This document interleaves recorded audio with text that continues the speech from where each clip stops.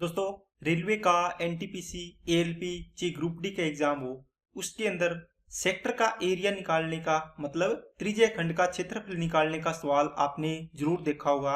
और PYQ series अपनी चल रही है, उसमें मैंने एक सवाल करवाया था। तो बच्चे ने बोला कि सर ये समझ में नहीं आया, तो मैंने सोचा कि ये इस प्रकार के कॉन्सेप्ट पे डिपेंड है कि सर आपको दोनों कॉन्सेप्ट पता नहीं होंगे तो आप इसको नहीं कर पाओगे। अगर आपने इसका कॉन्सेप्ट भी देख लिया ना एक बार, तो आप दोनों तरीके से सवाल होते हैं वो दोनों तरीके के सवाल आप कर पाओगे। तो देखते हैं दोस्तों, स्टार्ट करते हैं वीडियो को बिना किसी देरी के। अगर आप चैनल पे नए हो तो चैनल को सब्सक्राइब कर लो, क्योंकि इसी प्रकार की वीडियो आपको इस पे मिलती रहेगी। तो चलिए अब अपने क्लास को स्टार्ट करते हैं। क्लास को पूरी देखना दोस्तों, कॉन्सेप्ट एकदम क्लियर कट हो जाएगा। देखो, आपको दिया होता है कि एक वृत्त है, अगर वृत्त का क्षेत्रफल बताओ तो आप बोलोगे सर ये तो हम पाई आर स्क्वायर लिख देंगे कि इसका पूरे का क्षेत्रफल क्या होगा, पाई आर स्क्वायर। लेकिन दोस्तों आपको क्या करता है कि इस प्रकार वृत्त दे दिया, उसमें बोलता है कि इस इतने एरिया का क्षेत्रफल बताओ, इसको सेक्टर बोलते हैं, है ना। अगर ये पूछ लिया कि इसका बताओ तो इसको भी सेक्टर बोलेंगे, इसका पूछ लिया इतने का बताओ तो इसको सेक्टर बोलते हैं। तो त्रिज्या खंड इसलिए बोलते हैं क्योंकि त्रिज्याओं से घिरा हुआ क्षेत्र है। ये देखो त्रिज्या खंड हो गया, है ना, पार्ट हो गया। तो आपने देखा कि इस प्रकार हम इसका क्षेत्रफल कैसे निकालेंगे। अगर पूरे वृत्त का क्षेत्रफल दोस्तों कितना है, पूरे वृत्त का पाई आर स्क्वायर। अब देखो, पूरे वृत्त का क्षेत्रफल है तो ये दो तरीके से सवाल बनता है कि इस पार्ट का मतलब इतने एरिया का क्षेत्रफल बताओ।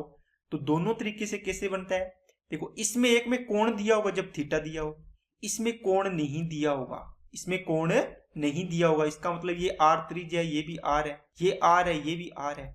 तो इसमें क्या दिया होगा सर, तो दोस्तों इसके अंदर आपको चाप की लंबाई दी होगी, इसको बोलते हैं चाप की लंबाई, ठीक है ना। जो आप वृत्त की परिधि बोलते हो ना 2 पाई आर, ये इस पूरे वृत्त की है, पूरे वृत्त की जो चाप की लंबाई है, इसको इसको चाप की लंबाई भी बोल सकते हो, परिधि को, इसको परिधि बोलते हैं अपने। ये चाप की लंबाई है लेकिन ये पूरे वृत्त की है ना। तो ये तो चाप तो इतना हो गया ना, इतना चाप कट गया, इसलिए इसको छोटे भाग को चाप की लंबाई बोलते हैं, इसको बोलते हैं एल दोस्तों। यहां से लेके ये इसकी लंबाई होती है एल। अब देखो ये 2 पाई आर ये पूरे वृत्त की है ना। तो ये कितना हो गया, ये तो इतने पार्ट की होगी दोस्तों, यहां से लेके यहां तक। तो ये तो इसका छोटा पार्ट हो गया, ठीक है। तो इसका आपको पूछे कि ये भाग, इसका कितना भाग है, तो आप बोलोगे सर 2 पाई आर पूरा है, इसमें से ये एल भाग है, ठीक है ना। 2 पाई आर पूरे में से ये इसका एल भाग है। मान लो आपके पास 100 रुपए है टोटल, आपके पास खाते में मिला के बैंक खाते में, और आपको बोले कि टोटल आपके पास 100 रुपए है। तो आपको पूछिए आपकी जेब में कितने हैं, मान लो आपकी जेब में 10 रुपए है, तो आप बोलोगे सर तो टोटल 100 रुपए में से 10 रुपए आपके पास है, तो कितना भाग हो गया टोटल का, 10 भाग, 10वां भाग हो गया, 10/100 मतलब 1/10। तो अब देखो इसके अंदर थीटा दिया है, इसके अंदर थीटा नहीं दिया, तो इसमें चाप की लंबाई दी है। देखो आपको बोलेंगे कि पाई आर स्क्वायर क्षेत्रफल है, ये तो पूरी वृत्त का क्षेत्रफल हो गया दोस्तों, ठीक है। लेकिन पूरे वृत्त में बताओ कितना कोण बनता है, यहाँ पे सेंटर एंगल, आप बोलोगे सर 360 डिग्री बनता है पूरा एंगल। समझ में आई क्या बात है, वृत्त के केंद्र पर ये पूरा कोण कितना बनता है, पूरा 360 डिग्री होता है सर। अब बताओ आपको कितने का चाहिए, ये पाई आर स्क्वायर तो पूरे 360 डिग्री का क्षेत्रफल है दोस्तों, लेकिन आपको चाहिए इतने पार्ट का, मतलब ये थीटा कोण वाले का, तो आपको चाहिए थीटा कोण का। ये हो गया इसका, जब थीटा दिया हो इस तरीके से करेंगे। जब आपको क्या दिया हो, चाप की लंबाई, आप बोलोगे सर पाई आर स्क्वायर तो होता है पूरे वृत्त का क्षेत्रफल, लेकिन ये पूरे वृत्त का अब चाप की लंबाई है, तो इससे रिलेटेड लंबाई कौन सी आएगी, परिधि आएगी। तो परिधि कितनी आएगी पूरे वृत्त की, देखो पूरे वृत्त का क्षेत्रफल पाई आर स्क्वायर, पूरे वृत्त की परिधि 2 पाई आर होगी। लेकिन आपको तो एल लंबाई के, चाप की लंबाई का चाहिए, तो ये इतनी लंबाई का निकल जाएगा इसका क्षेत्रफल, ठीक है ना। तो बस इतनी बात ध्यान रखनी है आपको, ये दो कॉन्सेप्ट थे, दोनों के दोनों कॉन्सेप्ट आपको मैंने बता दी। थीटा दिया हो तो थीटा/360, चाप की लंबाई दी हो तो L/2 पाई आर इसको लिख सकते हैं। याद रखने के लिए ऐसा रखा करो, पाई आर स्क्वायर देखो दोनों में कॉमन आया है, नीचे थीटा दिया है तो पूरा कोण 360, 360 में से कितने कोण का चाहिए, थीटा का। और यहाँ पर पाई आर स्क्वायर 2 पूरे वृत्त की परिधि आएगी नीचे, पूरे वृत्त के क्षेत्रफल के, लेकिन कितने का चाहिए, एल लंबाई का चाहिए, तो एल का निकाल दो। अब देखो क्वेश्चन पे चलते हैं। A sector of a circle has a radius of 18 centimetre and a centre angle of 125 degree, what is the area of sector, त्रिज्या खंड का क्षेत्रफल ज्ञात कीजिए। देखो दोस्तों, आपको मान लो ये एक वृत्त दिया हुआ है, ठीक है, इसके अंदर आपको ये आपने दो त्रिज्याएं खींच ली, ये आपका सेंट्रल एंगल 125 डिग्री हो गया। आपको इसका क्षेत्रफल पूछा है पूरे का ना, इसका आप बोलोगे सर ये तो इसकी 18 है, ये भी इसकी 18 है, इसका क्षेत्रफल निकालना है सेक्टर का, तो आप बोलोगे सर पाई आर स्क्वायर तो होता है पूरे वृत्त का, लेकिन ये 360 डिग्री का है। अब मैंने 360 ही क्यों लिखा, क्योंकि दोस्तों यहाँ थीटा दिया है, गिवन है थीटा, तो आप थीटा के अकॉर्डिंग निकालो, तो 125 डिग्री का निकाल दो। अब यहाँ से देखो पाई इंटू आर की वैल्यू 18, इंटू में आर की वैल्यू 18, इंटू में 125, और डिवाइड बाई कितना आएगा 360। ठीक है, अब ये इसकी ऑप्शन गलत है दोस्तों, इसमें तो परिमाप पूछा था, लेकिन अपने को एरिया निकालना है, तो एरिया के लिए ये फॉर्मूला लगा दिया, ये आपका इसका आंसर आ जाएगा, ये एरिया आ जाएगा इसका।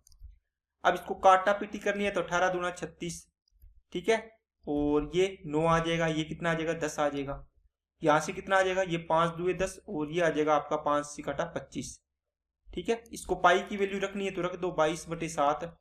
ठीक है, नहीं तो आप इसको ऐसे ही रख लो क्योंकि पॉइंट्स में जाएगी। 25 नहीं में 225, इसका मतलब क्या हुआ 225 डिवाइड बाई कितना 2, आगे या तो इसी में रख लो एरिया या फिर डिवाइड कर दो, 112.5 आ जाएगा, पाई आ जाएगा गुणा में। ठीक है ना, ये एरिया हो गया इसका। ठीक है, नेक्स्ट। अब ये सवाल प्रीवियस ईयर क्वेश्चन है, जो स्टूडेंट ने बोला कि सर ये समझ में नहीं है, इसलिए मैंने 2 क्वेश्चन उठा लिए इसके दोनों कॉन्सेप्ट के। इसमें आपको दोस्तों चाप की लंबाई दी होती है, क्या दी होती है, चाप की लंबाई दी होती है, इसका मतलब ये कोण नहीं दिया होता, तो चाप की लंबाई दी होती है, तो पूरे वृत्त की चाप की लंबाई कितनी होती है, परिधि बोलते हैं जिसको अपने, ये आर है तो ये कितनी दे रखी है 36, ये 36 होगी। अब इसने एल और आर में रिलेशन दे रखा है, देखो 4L = 3R, इसका मतलब 4L = 3R, यहां से L/R कर लो, तो ये 3 रह गए, ये 4 इसके नीचे में चला गया। अब देखो R की वैल्यू 4 की वैल्यू कितनी दे रखी है 36, तो 3 की वैल्यू कितनी है, ये 9 गुना है, तो ये भी 9 गुना हो जाएगा 27 हो जाएगा, तो ओरिजिनल वैल्यू कितनी निकल गई इसकी 27। इसका मतलब यहां से लेके ये वैल्यू आई है इसकी 27।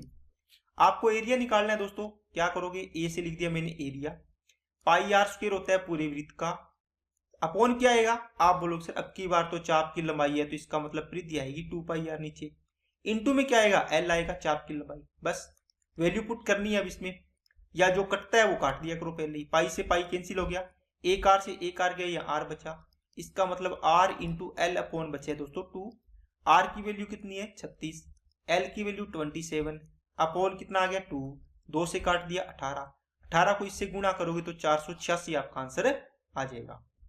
ठीक है दोस्तों, तो आपको ये बात समझ में आई होगी कि 2 प्रकार के सवाल बनते हैं, एक में तो थीटा गिवन होता है और एक में आपको क्या दिया होता है, चाप की लंबाई गिवन होती है ये।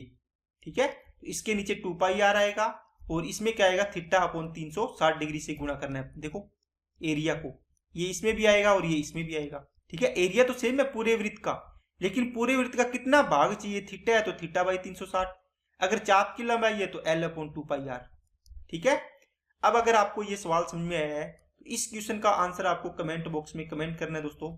अगर वीडियो अच्छी लगे तो लाइक करना और चैनल को सब्सक्राइब कर लें, क्योंकि आपको इसी प्रकार के कॉन्सेप्चुअल वीडियो जो आते हैं सवाल एग्जाम में तो वो आपको मैं करवाता हूँ। ठीक है, आज के लिए इतना ही, ओके, थैंक यू।